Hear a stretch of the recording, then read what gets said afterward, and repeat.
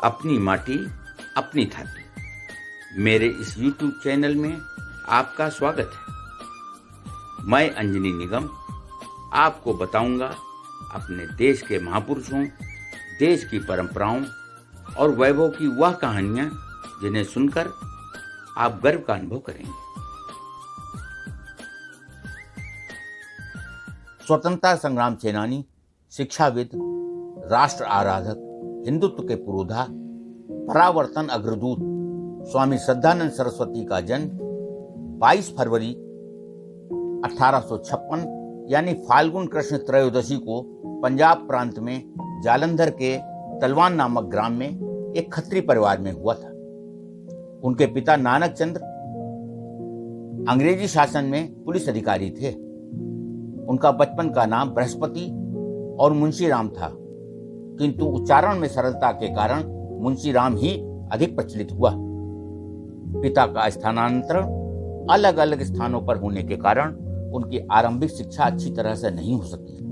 युवावस्था तक वे ईश्वर के अस्तित्व पर विश्वास नहीं रखते थे, किंतु एक बार आर्य समाज के संस्थापक स्वामी दयानंद सरस्वती बरेली पहुंचे।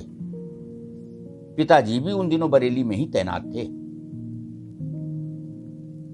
पुलिस अधिकारी नानक चंद विज अपने पुत्र मुंशी राम को लेकर उनका प्रवचन सुनने पहुंचे।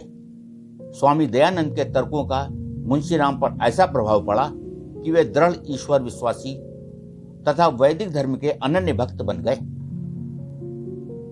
वे एक सफल वकील बने और पत्रकारिता के क्षेत्र में भी कदम रखा। वे उर्दू और हिंदी में धार्मिक तथा सामाजिक विषयों पर लिखते थे। उन्होंने हिंदी में अर्जुन और उर्दू के तेज अखबार भी प्रकाशित किए। आर्य समाज जालंधर के जिला अध्यक्ष के रूप में सार्वजनिक जीवन आरंभ किया। शिवा देवी के साथ उनका विवाह हुआ और 2 पुत्र तथा 2 पुत्रियां हुईं। स्त्री शिक्षा के प्रबल समर्थक स्वामी दयानंद ने सबसे पहले जालंधर में कन्या पाठशाला की स्थापना की, जो वर्तमान में डिग्री कॉलेज के रूप में चल रहा है। 1902 में हरिद्वार के कांगड़ी ग्राम में उन्होंने गुरुकुल की स्थापना की और अपने दोनों पुत्रों को उसमें प्रवेश दिलाया। संस्था आज विश्वविद्यालय के रूप में कार्य कर रही है। गुरुकुल के छात्रों के सहयोग से 1500 रुपए एकत्रित कर उन्होंने महात्मा गांधी के पास भेजे, जो उन दिनों दक्षिण अफ्रीका में सेवारत थे। लौटने पर वे गुरुकुल कांगड़ी पहुंचे और राष्ट्रभक्त छात्रों के समक्ष नतमस्तक हो गए। स्वामी जी ने उन्हें सबसे पहले महात्मा की उपाधि से विभूषित किया। 1917 में संन्यास धारण कर वे स्वामी श्रद्धानंद बन गए और सार्वजनिक रूप से घोषणा की, मैं सारे निर्णय परमात्मा की प्रेरणा से श्रद्धापूर्वक करता रहा हूं। मैंने संन्यास भी श्रद्धा की भावना से प्रेरित होकर ही लिया है। इस कारण श्रद्धानंद नाम धारक कर संन्यास में प्रवेश किया है। जलियांवाला बाग कांड के बाद अमृतसर में कांग्रेस का 34वां अधिवेशन दिसंबर 1919 में हुआ, तो स्वागत समिति अध्यक्ष के रूप में उन्होंने हिंदी में अपना भाषण दिया। इतना ही नहीं, हिंदी को राष्ट्रभाषा घोषित किए जाने का मार्ग भी प्रशस्त किया।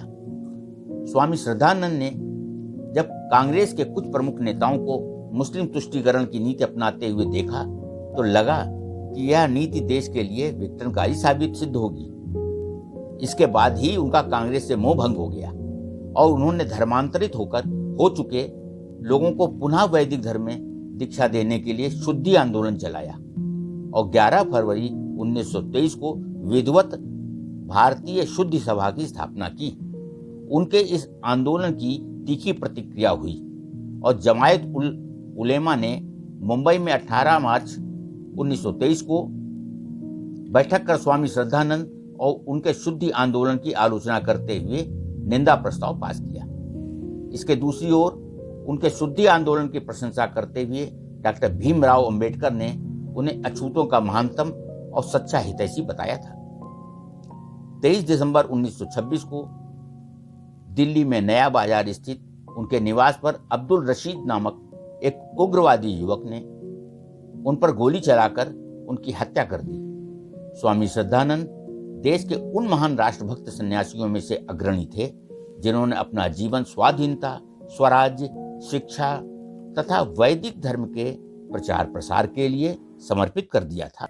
आज की कहानी में बस इतना ही। हम जल्द हाजिर होंगे एक नई गौरवशाली गाथा के साथ। जुड़े रहिए हमारे चैनल अपनी माटी अपनी थाती के साथ। और हाँ, यदि आपने हमारे चैनल को अभी तक सब्सक्राइब नहीं किया है तो जरूर कर दें, ताकि आपको मिलती रहे नित नई जानकारी।